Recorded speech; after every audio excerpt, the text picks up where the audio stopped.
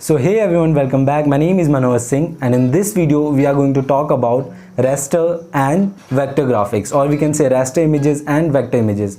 So when I started designing, I was totally confused about these two words. Everyone used to say about these words and I was like, what are these?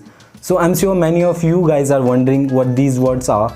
So let's start with the raster images or raster graphics.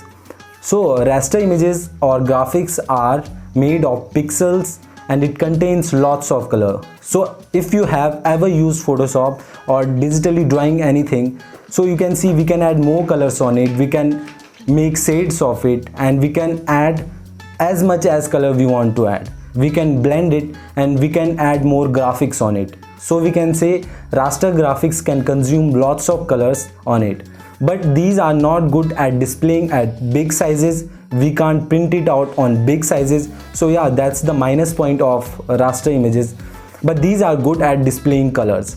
So there are some of the software like Photoshop and PaintShop and PaintShop Pro, Paint.net. These are some of the raster software. So let's talk about the vector graphics. So vector graphics are totally made of lines, shapes and solid colors. That's why they are very good at displaying at big sizes. So these are not pixelated. We can zoom it as much as we want.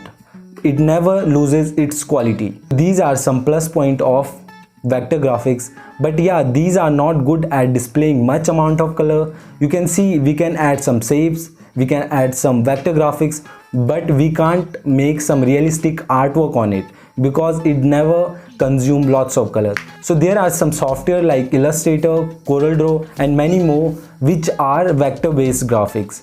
So that is it for the video. These were some small quick tip for you guys to know what exactly raster and vector graphics. Thank you so much. I'll see you in the next video. Till then, take care and be healthy.